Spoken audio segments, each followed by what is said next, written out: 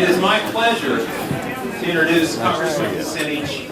I saw the congressman debate in Chicago this last August, and it was so refreshing to see the U word used in a Democratic debate. Not working families, not talking buzzwords, right out there in front, talking about how unions impact the middle class. When he spoke, he touched the hearts of every union member in that crowd. I'm proud to introduce the friend of labor, Dennis Kucinich.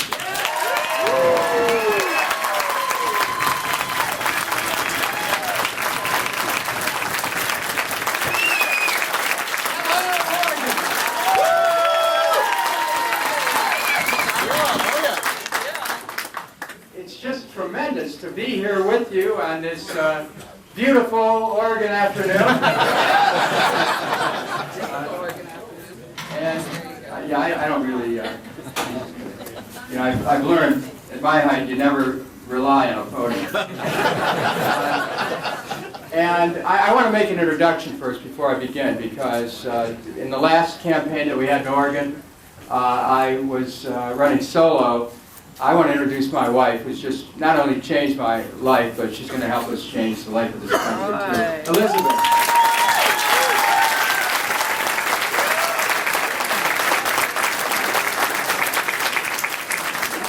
Elizabeth spoke in Los Angeles yesterday to the Latino Congreso, and I arrived about 11:30 at night from Iowa. And when I came in there, I was surrounded by people right away who were telling me what a great job she did, and what it means to our campaign is that not only am I able to cover the country as fast as I can, but I've got Elizabeth there working to get the message out that, that this country can not just create a new day for the American worker, but that we must. And so today, this evening, what I want to talk about is that vision.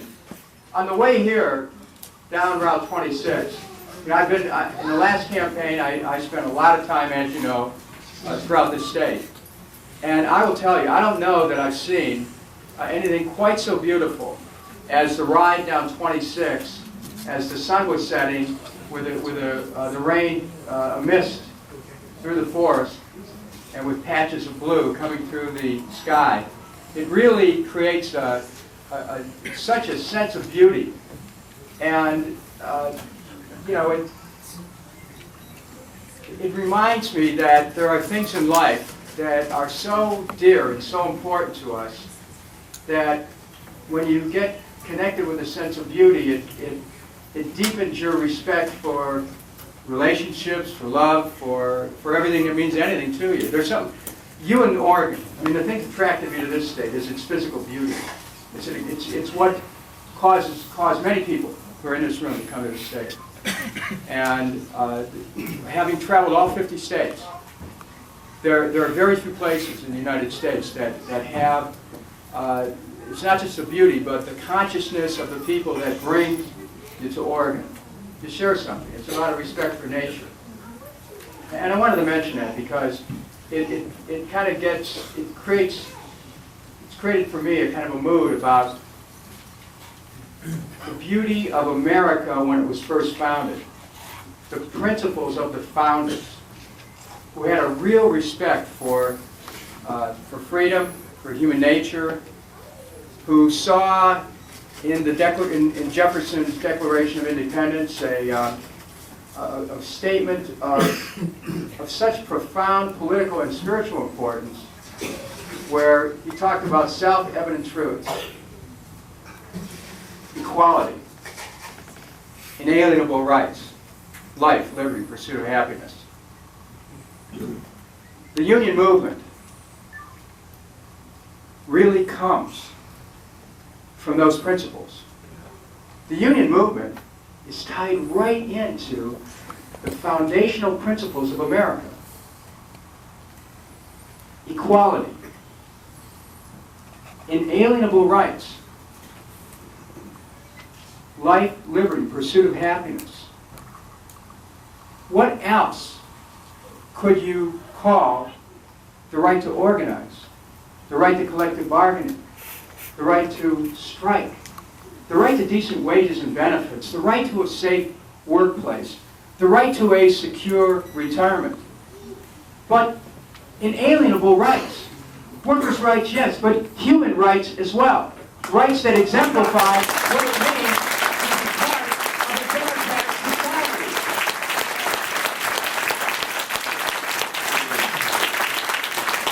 We must recognize that we stand upon a philosophical wellspring of truth and freedom that is as old as and older than the United States itself.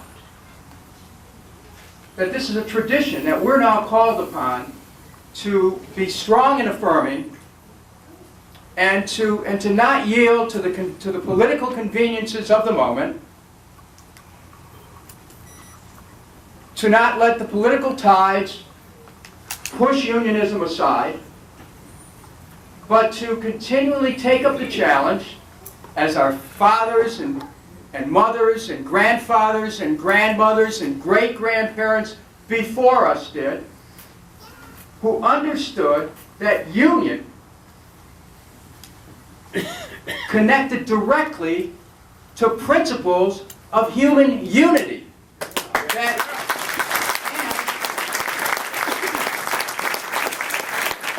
And when we say that the union makes us strong, as we sing Solidarity Forever, we also understand the connection between that and America's first motto. Out of many, one. It's the oneness of unionism that causes us to feel such collective strength when we come together as one to stand for the rights of any one of us. It is one for all and all for one. I understand this deeply. My father was a truck driver, as many of you know. In the city of Cleveland, he's a member of Teamster Local 407. Now, you also know that just having a job, well, it solves some problems, doesn't solve all your problems by any means. I mean, picture this. We had a very fast-growing family of 7 children. I was the oldest. The children came so fast that my dad, after he came back from World War II, and my mom never had a chance to buy a house. So we were renters. Now some of you know what that's like. And as the family grew, we just kept moving. There were ads in the 50s. 2 children, only, no children, 3 children, but you grow beyond that, and then somebody's knocking at the door saying, can you rent to my family of 3 children when you have 6? And because of the experience that I had growing up in the inner city, where we lived in 21 different places by the time I was 17, including a couple cars at the time, you know, it kind of connected me to the experience of the working poor in America. Today we have a country where the wealth is being redistributed so quickly to the top that only the union movement can protect principles of economic justice. Only the union movement. Nothing else can do it.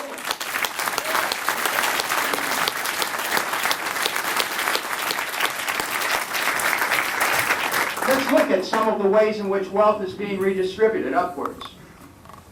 The tax system.